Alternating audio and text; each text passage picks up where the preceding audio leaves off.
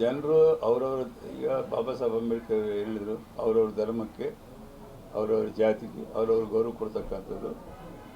ಇಡೀ ದೇಶದಲ್ಲಿ ಎಲ್ಲವನ್ನೂ ಒಂದಾಗಿ ಇರಬೇಕೆಂಬುದೇ, ಸಮಾನತೆಯಿಂದ ಇರಬೇಕೆಂಬುದೇ ಅವ್ರ ಉದ್ದೇಶ. ಏನು ಬಸವಣ್ಣನವರು ಹೇಳಿದ್ರು ಆ ಕಾಲಕ್ಕೆ, ಅದನ್ನೇ ಡಾಕ್ಟರ್ ಬಾಬಾ ಸಾಹೇಬ್ ಅಂಬೇಡ್ಕರ್ ಸಂವಿಧಾನ ಮುಖಾಂತರ ನಮಗೆ ಕೊಟ್ಟಿದ್ದಾರೆ. ಅವ್ರು ಹೇಳಿರ್ತಕ್ಕದ್ದೇನೆಂದರೆ, ಅಮಿತ್ ಶಾ ಅವರು ಈ ರೀತಿಯಾಗಿ ಅನೇಕ ರಾಷ್ಟ್ರದಲ್ಲಿ ಅನೇಕ ದುರ್ಘಟನೆಗಳು ನಡೀತಾ ಇದ್ದಾವೆ. ಅದಕ್ಕೆಲ್ಲ ಕಾರಣ ಯಾರು? Home minister ಆಗಿರ್ತಕ್ಕಂಥವ್ರು.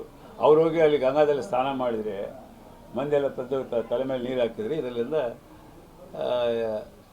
ದೇಶದ ಜನರಿಗೆ ಸರಿ ಹೋಗ್ತದೆ ಎಂಬ ಲೆಕ್ಕಕ್ಕೆ ಮಾತಾಡಿದ್ದಾರೆ. ಜನರಲಾಗಿ ಮಾತಾಡಿದ್ರು. ಅವರೇನು ಇದನ್ನು ಧರ್ಮದ ಬಗ್ಗೆನೂ ಅವರು ಮಾತನಾಡಲಿಲ್ಲ. ಧರ್ಮದ ಬಗ್ಗೆ ಮಾತಾಡಿದರೆ ಎಲ್ಲರೂ ಮಾತಾಡಿ, ಎಲ್ಲರೂ ಈಗ ಅವರು ಹೋಗ್ತಾರೆ, ನಮಸ್ಕಾರ ಮಾಡ್ತಾರೆ, ಎಲ್ಲ ಕಡೆ ಹೋಗ್ತಾರೆ, ಎಲ್ಲರಿಗೂ ಫಂಕ್ಷನ್ಗಳು ಅಟೆಂಡ್ ಮಾಡ್ತಾರೆ, ಎಲ್ಲ ಕಡೆ ಮಾಡ್ತಾರೆ.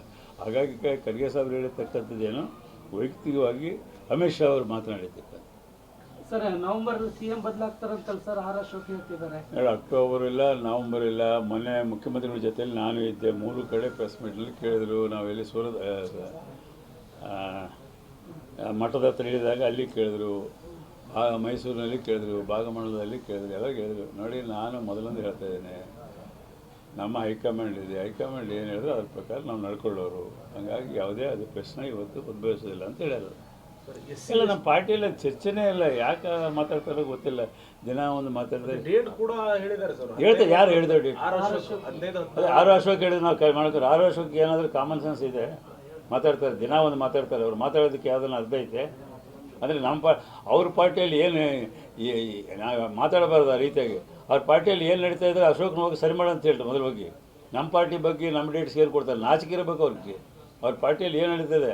ವಿರೋಧ ಪಕ್ಷದಲ್ಲಿದ್ದು 6 ಬಾಗಿಲು ಮಾಡ್ಕೊಂಡು ಕೇಂದ್ರ ಸರ್ಕಾರದಲ್ಲಿ ಇರ್ತಕ್ಕಂಥವ್ರು ಬಹುಸಹಿತ ಸರಿ ಮಾಡಲಿಕ್ಕೆ ಆಗಲಾದಂಥ ಪರಿಸ್ಥಿತಿ ಆಗ್ಯದ ಅವ್ರು BJPಯಲ್ಲಿ. ಅವ್ರೇನು ಮಾತಾಡ್ತಾರೆ? ಅಶೋಕ್ ನಮ್ಮ ಪಾರ್ಟಿ ಬಗ್ಗೆ ಡೇಟ್ ಕೊಡ್ತಾರೆ. ಇವ್ರು ನಮ್ಮ ಹೈಕಮಾಂಡ್ನ ನಾಚಿಕೆ ಇರಬೇಕು ಅವ್ರಿಗೆ ಮಾತಾಡ್ತಾರೆ ಅಂತಂದರೆ. ಸರ್, ಇನ್ನೊಂದು ಕೊನೆಯದಾಗಿ